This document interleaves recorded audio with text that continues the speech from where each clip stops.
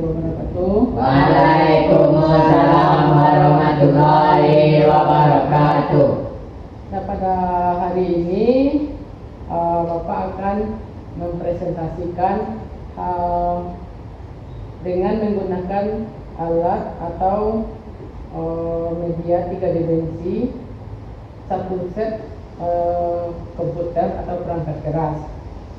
Untuk penggunaannya atau pembuatan dari media 3 dimensi ini, Bapak menggunakan kertas, karton, terus kardus bekas, dan spidol. Ada juga alat pendukung yang lain seperti gunting, roll, pena. Nah, untuk pembuatannya, yang pertama kita perlihatkan dulu bentuk dari bentuk asli dari komputer. Satu set perangkat keras, yaitu ada apa aja? Ada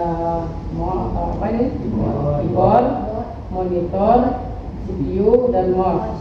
Nah, setelah kita mengetahui bentuk dari perangkat keras, lalu kita implementasikan ke dalam bentuk media 3 dimensi, yaitu seperti yang ada di atas meja ini.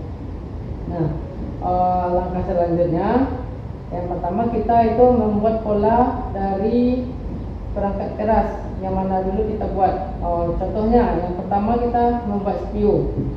CPU ini kan berbentuk kotak, jadi kita harus menentukan atau mengukur berapa tinggi, lebar, dan panjangnya. Setelah itu pembuatan pada monitor. Monitor ini bentuknya persegi juga, persegi panjang. Kita ukur juga dulu lebarnya, panjang. Terus untuk penyangganya kita ukur juga. Setelah itu kita masuk ke keyboard. Keyboard begitu juga, berapa panjang yang kita inginkan untuk miniatur media dimensi 3 dimensi ini. Berapa panjangnya, sesuai dengan ketentuan kita, Bapak membuat ukurannya 15 cm. Jadi ukurannya kecil ya, seperti ini. Untuk selanjutnya mouse. Walaupun bentuknya tidak persis dengan yang asli, namun ini dapat menjelaskan betapa berpengaruhnya pada perangkat-perangkat yang lain. Ini sangat penting dalam perangkat yang kita gunakan. Nah, itulah proses dari pembuatan media 3 dimensi yang Bapak sampaikan kepada anak-anak semua. Nah, untuk selanjutnya, apakah ada pertanyaan dari anak-anak? Silakan, tunjuk tangan. Saya Pak. Silakan. Saya ingin bertanya, mengapa media 3 dimensi lebih mudah dipahami dibandingkan media Z dimensi? 2 dimensi ya. 2 dimensi. Pertanyaannya tadi, mengapa media 3 dimensi lebih mudah dipahami dibanding 2 dimensi? Ya, karena media 3 dimensi terlihat lebih nyata sehingga memudahkan siswa memahami bentuk dan fungsinya. Nah, contohnya untuk CPU, Ananda Faris, silahkan lihat dari bentuknya 3 sisi. Nah, bentuknya itu apa? Persegi panjang ya, persegi panjang. Terus di depannya ada fitur-fitur apa saja? Fitur restart, forward, read. Nah, untuk fitur-fiturnya, yang pertama ada tombol power atau on off untuk menghidupkan sebuah komputer ya. Yang selanjutnya ada restart. Restart ini digunakan ketika komputer kita mengalami hang atau menyangkut, tidak berfungsi, lalu kita tekan restart untuk kembali. Dan selanjutnya ada port USB, mikrofon, terus ada lagi USB. Jadi ada 2 di depan, dan di belakang itu ada 3. tiga atau empat, ada empat ya. Dan selanjutnya ada tombol DVD. Ini tempat memasukkan kaset. Nah, untuk pertanyaan selanjutnya siapa? Ya Pak, Silakan. apa fungsi media 3 dimensi dalam proses belajar mengajar? Nah, untuk fungsi media 3 dimensi membantu siswa memahami materi dengan lebih jelas dan menarik. Ya, seperti sekarang ini. Dengan menggunakan media 3 dimensi kita dapat mengetahui fungsi dari setiap perangkat dan bentuk-bentuk dari setiap perangkat. Nah, pertanyaan selanjutnya ada. Saya Pak, Silakan. sebutkan ciri-ciri media 3 dimensi. Untuk ciri-ciri media 3 dimensi itu ada 4. Memiliki bentuk nyata. Nah, yang pertama memiliki bentuk nyata. Seperti yang kita lihat sekarang ini bentuk nyata dari media 3 dimensi. Nah, ada monitor, ada keyboard, ada mouse, dan ada apa? CPU. Nah, selanjutnya memiliki volume. Di setiap perangkat ini masing-masingnya itu memiliki volumenya tersendiri.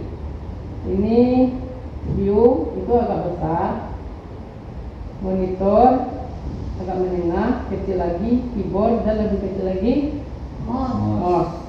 Dan selanjutnya dapat disentuh dan dilihat dan dari berbagai arah. Dapat kita sentuh. Coba Ananda sentuh dari setiap perangkat. Coba dilihat dari 3 sisi. Sisi depan, sisi samping kiri, dan sisi samping kanan. Saya. Untuk selanjutnya itu ada menyerupai benda asli. Katanya di sini kan ada menyerupai bentuk benda asli. Apakah kalian lihat hampir persiskah dari dengan yang komputer asli? Ya. Hampir menyerupai ya. Itulah namanya media 3 dimensi, beda dengan 2 dimensi. Nah, untuk selanjutnya pertanyaan yang lain. Saya Pak, Silakan. contoh media 3 dimensi yang digunakan di sekolah. Nah, contoh media 3 dimensi yang digunakan di sekolah. Yang pertama apa? Ya. Apa? Komputer. Tapi ini ya, seperti ini. Ini namanya media 3 dimensi sederhana. Nah, terus lanjut ada globe. Tahu globe? Bumi bulat tapi ukurannya kecil. Nah, itu media 3 dimensi. Lanjut miniatur bangunan. Nggak tahu miniatur bangunan? Misalnya rumah, ada di SD dulu kita membuat miniatur rumah dari kardus juga. Nah, itu media 3 dimensi. Terus kerangka manusia, patung yang ada di lapor IPA, ya itu media 3 dimensi. Dan model tata surya, ada tahu? Di lapor IPA juga ada bumi, planet, dan yang lainnya. Ya, itu media 3 dimensi. Nah, untuk pengakhiran, terima kasih kepada anak-anak semua telah memberikan feedback tentang materi kita hari ini atau pembelajaran menggunakan media 3 dimensi. Coba dikasih ulasan sedikit bagaimana ini yang Bapak buat. Adakah komentar yang lebih lagi atau yang lain? Coba dikasih sarannya tentang satu set media 3 dimensi ini. Kami nggak ada saran Pak.